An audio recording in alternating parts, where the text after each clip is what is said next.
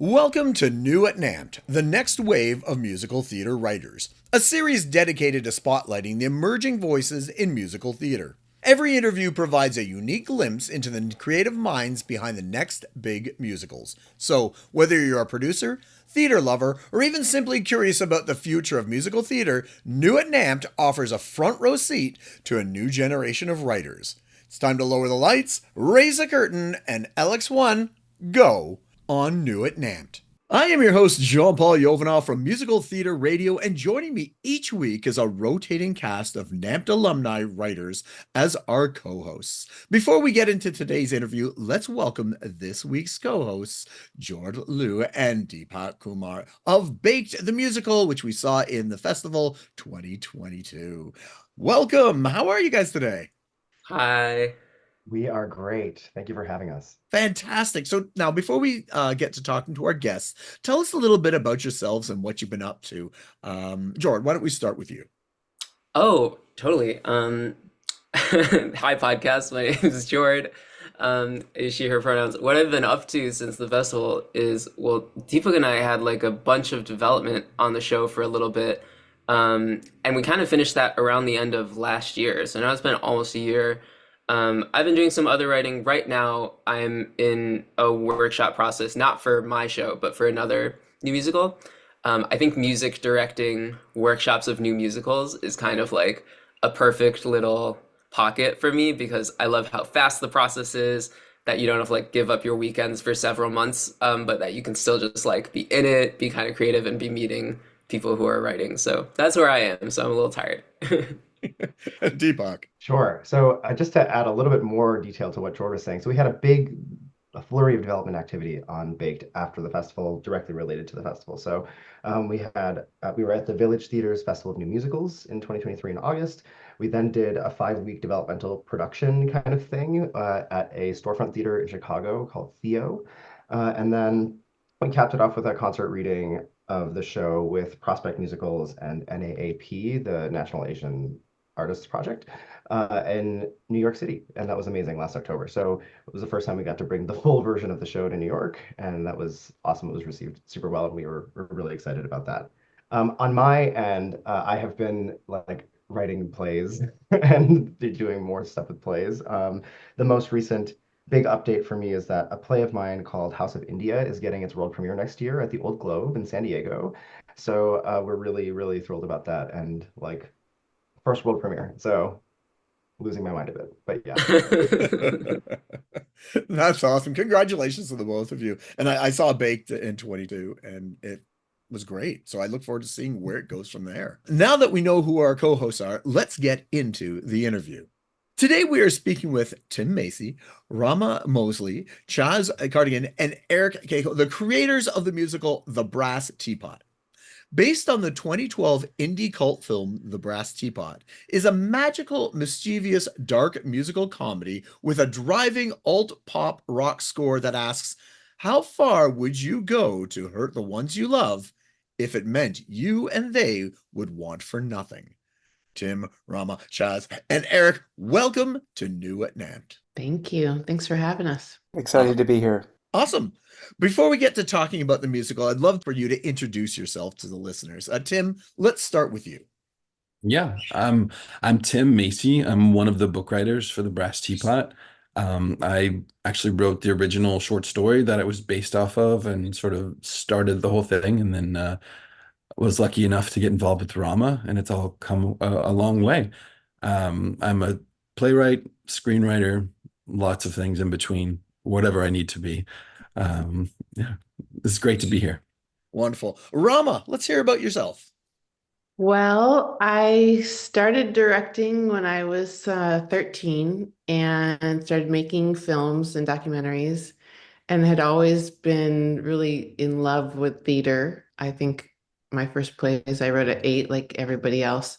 And in 2009, 2010, I found Tim. I found his short story and just, was just blown away by it. And we began adapting it. And it's been through many iterations from being a graphic novel to being a short film to then becoming a feature film and now, being developed for the stage. And So my day job is that I direct TV, and but this is really an awesome, moment to kind of come back to my 8-year-old self and get to play and imagine. And I am the other writer of the book. Great to meet you. Question: who is Chaz? Chaz is me. Hi, I'm Chaz Cardigan. I am the composer of the Brass Teapot. I work as a singer-songwriter. Sometimes I teach.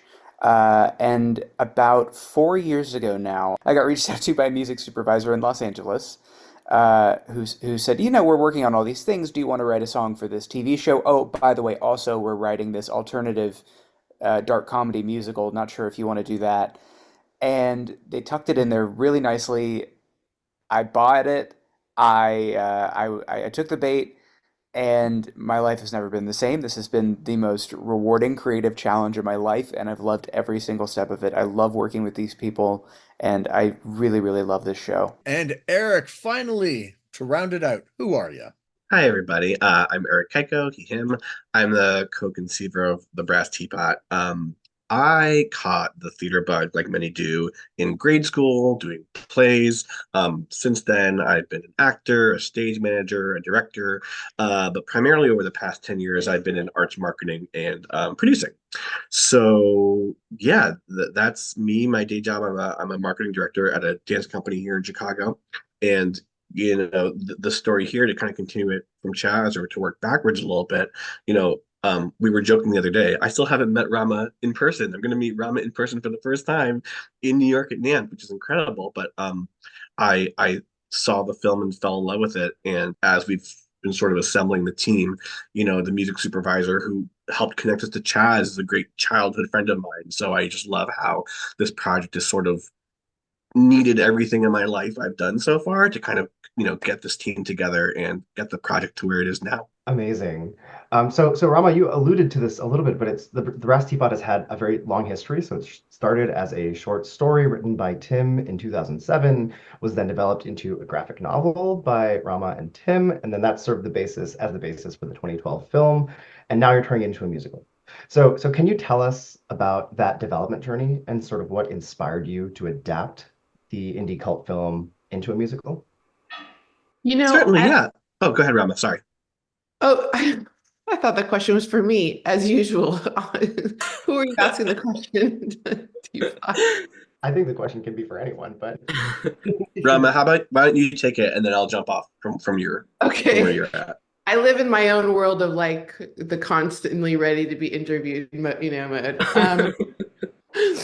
It actually should be answered by Erik, but I'm going to go ahead and answer the first part. I do want to say, when we were making the movie, there was this constant feeling like we were leaving things out. It was really hard. I mean, that's the way indie filmmaking is that you have to like constantly, make edits and decide that you're going to lose like thing, then you get to set and realize it can't be done. And I think that there was a little bit of that undercurrent for Tim and I as we were working on the Brass Teapot. Really, it was founded in the whole manifestation and creation of the mythology, which was really important to us. Like we went really deep. So there's like a whole, if there is any kind of cult following to this film, it's actually in the fact that we created the mythology. We actually created Dr. Ling. We created the Theosophy Society. People actually believe it's real. It has a Facebook page, a documentary that was done.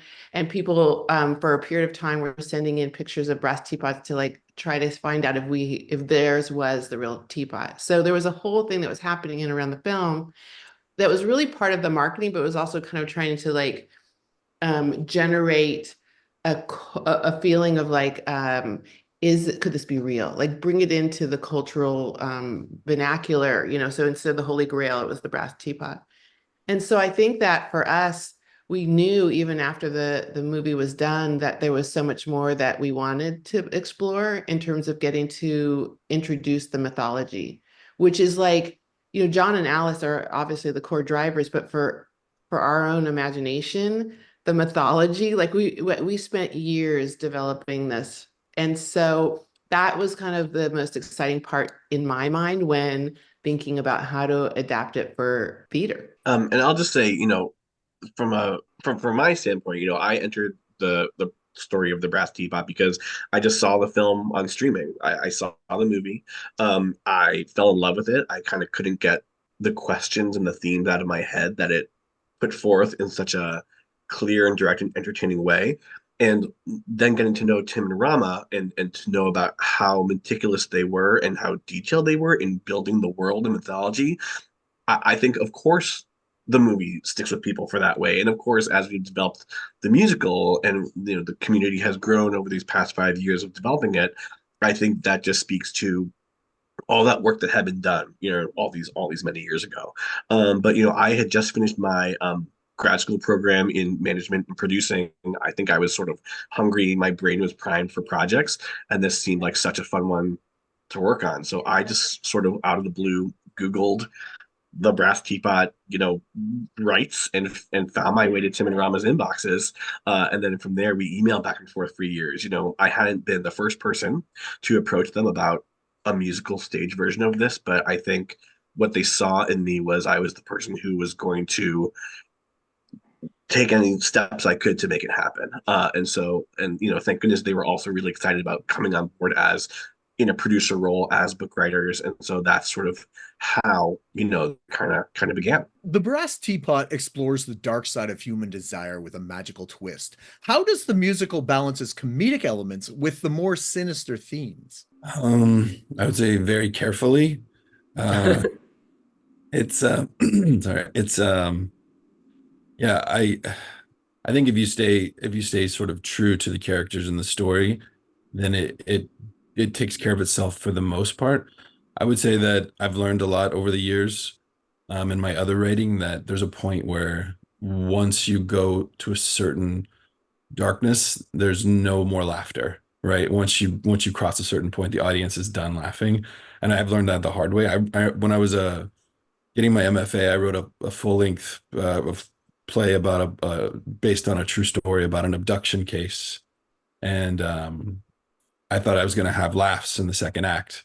And so there are all these just really awkward silent moments after some bad things had gone down on stage. And I really learned that the hard way, but again, I think just staying true to Alice and staying true to John, and who we see them as really, it helps us to show us how far we can go and where we can still have the laughs. I think that what I would add is that the ultimate question for us in the Brass Teapot is, how far will any of us go for money, and how we'll let our own morality, our own ethics take center seat to like the drive for accumulating things.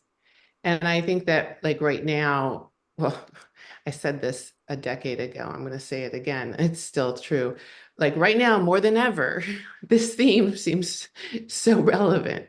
But I think that it's something that I think about a lot, having come from a family that had no money, and then being the first person in my family to be able to buy a house, from directing and all these different things that started to become important.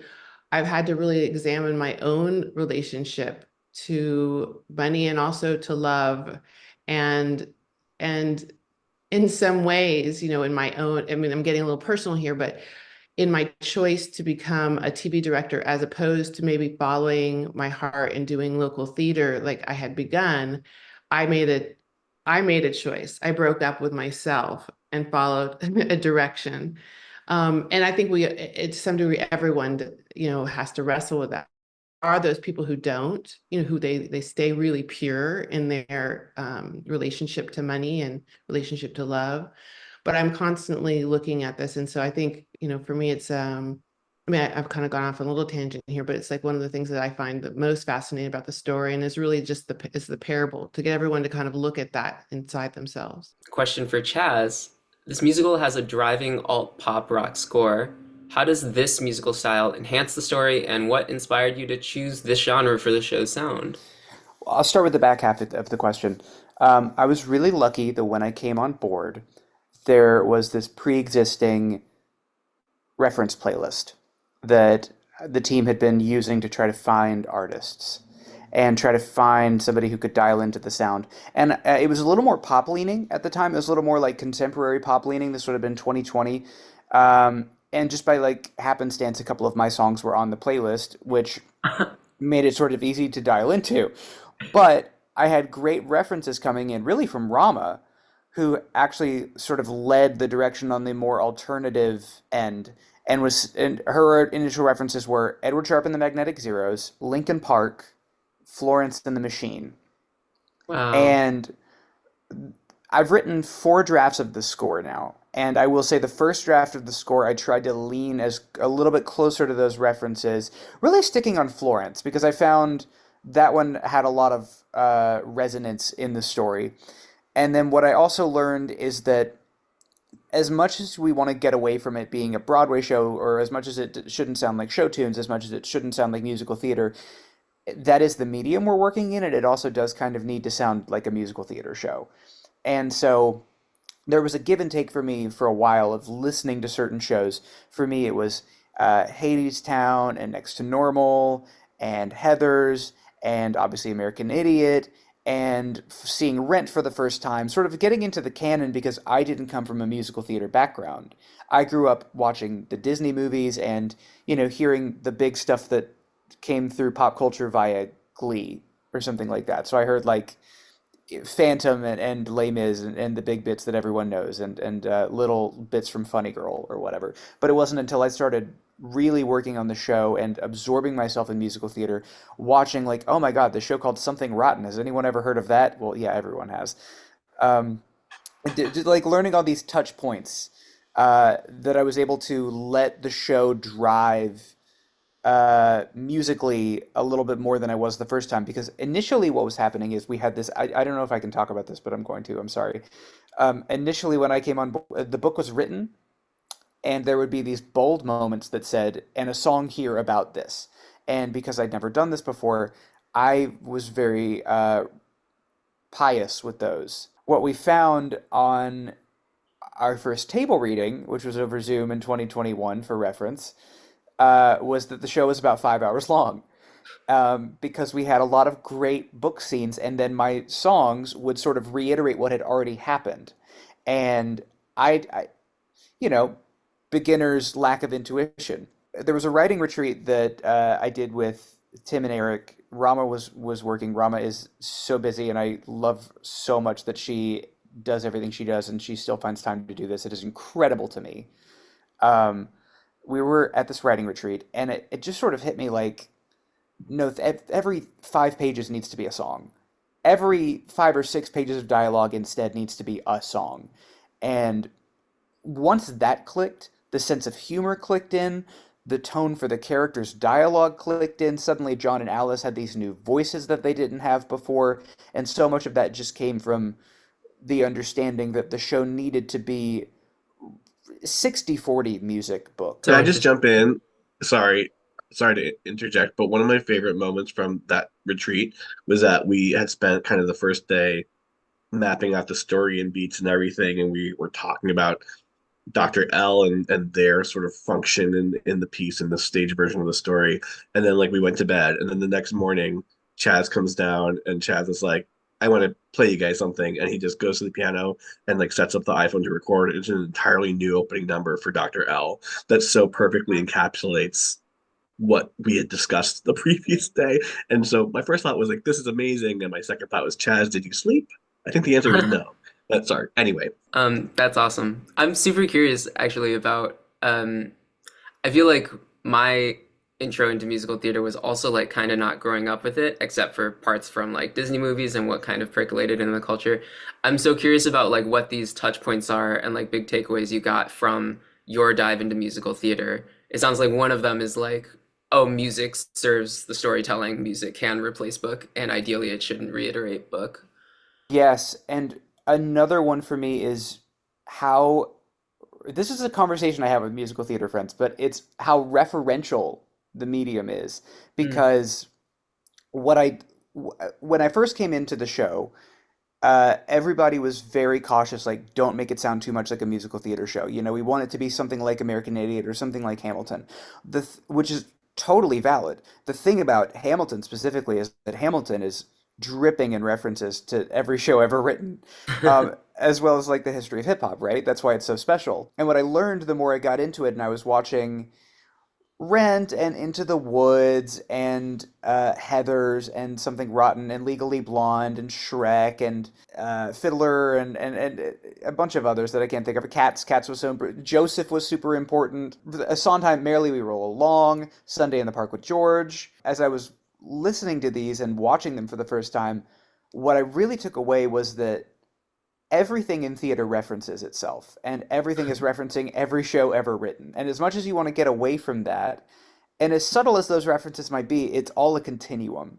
And it's just so hard to disengage with that if you want to create something that could last for a while. And honestly, maybe a little bit I don't want to say disrespectful, because plenty of shows like Toxic Avenger has nothing to do with anything else in theater history, but it does. It exists on a history of pulp musicals. I would say same thing with Ride the Cyclone or stuff like that. They exist on their own, yet they do touch back on the continuum they exist in. And I think that that's super, super important for the art form to keep going, because it is so new and it is so specific. We're living in this incredible time where what is the sound of musical theater? What is musical theater? There is nothing anymore. We are defining it now. 50 years ago, there was a specific sound, whereas you can have pop alt sound and you can go with any direction. And it's fantastic. And I've discovered that, reiterated again and again, just listening to all the interviews I've done, that anything is possible, and it's fantastic. And I can't wait to hear, what yours sounds like in October as well. You've said that your musical lends itself to visionary theater artists who can embrace the theatricality and the opportunities for magic. Can you tell us more about that? Yeah. So I don't know that we've said this, explicitly yet, but the Brass Teapot is about John and Alice who come across this magical ancient teapot. Whether they come across it or whether it imposes itself upon them is, part of the discussion, part of the question. And when the teapot is in close proximity to pain, money comes out. Money erupts from this object, right? And so in the film, this happens quite literally, and the film does a beautiful job. And I don't know how you all did it, Tim and Rama, on your indie budget, but it is very realistic that like when, Alice knees John in the crotch, $100 bills spurt out of the teapot. And then so when I first thought about kind of a musical version of this, I was very much thinking about like, the $30 million Broadway version, where it's also very literal and you're surrounded by magic and you're immersed in that world. But, as we, grown the team, evolved the story, honed the script, what's been really exciting for me is to think about how a different director would take this work and do the super minimalist version of it, right? Maybe there's a version of the Brass Teapot where we never see a single dollar bill, and it's all about the impact of that on these characters and these relationships, and what impact would that version of the story have. And so when I think about that little talking point about how it really does need a director who can see beyond the literal version, beyond my initial vision of it. It is that whole spectrum of theatricality that I think could be really, really fun for not only a director but a whole design team. And frankly, that's one of the biggest things that for me is a challenge when we think about the Chicago Musical Theater Festival and this incredible opportunity with NAMT, is that what we won't have is that piece, that stagecraft piece, which is sort of, for me, what's been the answer to the question of like, well, why does this story need to be told again in this other way, right? We've talked a little bit about how the story has been a short story, it's been a film, it's been a graphic novel, and I'm not sort of a purist that says all adaptations are bad, but what I do think is like when you're adapting something, you want to ask yourself the question, but why does it have to be told in this other way? And so for me, with Brass Teapot, it's very much about that stagecraft bit of it too, is how will that additional element that won't come around until hopefully someone sees us in NAMT and wants to do a production, that element with the audience, and how is that going to affect the whole room? And that's what's super exciting for me. And I would say that there's like a number of different directions that that could be taken, even as anyone comes in and goes to take on this play. Because it's true what you said, Erik. It's like I was looking online, a lot of young people are gravitating towards this material and have for a long time since the short story first appeared when Tim wrote it, and high school students, middle school students, and they've done video interpretations. And just recently I saw like what it was very much like a Bob Fosse version where they were taking the whole film and did it within like 5 minutes as a dance piece with speaking. And it's so incredible. And whenever the teapot is making money, they stop and they kind of look up and they make this sound together, like, and you just get it, and it's such a purist, point of view. And like, of course, in my head, the way it's living is like a huge number, like Moulin Rouge, it's like a whole thing, but like they just did it in their classroom. And the performance, I think, is like probably like the best thing that anyone could ever do. So that's like really exciting. Looking ahead to the NAMT Festival and beyond, what are your goals for the Brass Teapot? How do you envision it evolving, and what do you hope is next for the show?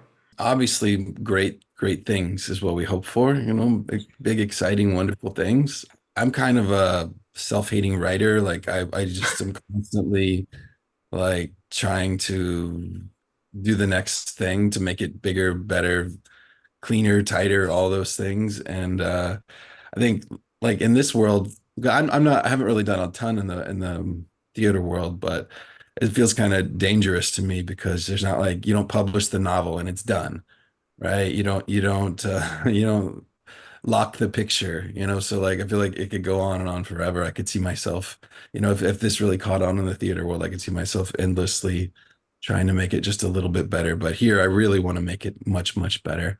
And I think we have the opportunity to do that. And we just had it in Chicago at their festival, and just in that very short time that we were there, in that whirlwind of a time that we were there, I saw lots of ways that we could hone the script and the characters and flesh out this character that wasn't quite, everything that he or she could be yet. So those are my goals. I know that they're also to see the big production, and to bring in everybody that I love and let them watch this thing that I've been working on for years, but always to make it better is my answer. Yeah, a friend of Deepak's and mine once said that working on a musical for 5 years is a lot like working on 5 musicals with the same premise for 1 year each. The show sounds fantastic. I'm looking forward to seeing it in October. So where can people learn more about you before the NAMT Festival? Websites, socials, etc. Well, they can go on Instagram and follow us at Brass Teapot Movie. We also have the Brass Teapot Musical. Do we have a website? We do. It's the same as the Instagram. So our Instagram is the Brass Teapot Musical, and then just add a .com to that, the brassteapotmusical.com, and you'll find us online. Awesome. Well, thank you, Tim, Ramaa, Chaz, and Erik for joining us today and introducing the listeners and all of us to your musical, The Brass Teapot. Thank you so much. We're excited for NAMT. Thanks. See you in October. Of course, I also want to thank this week's incredible co-hosts, Jord and Deepak, for joining us today as well. Yeah, Thanks for having us. Once again, I am your host, Jean-Paul Yovanoff, and on behalf of NAMT and MTR, thank you for joining us today, and we'll see you in the theater.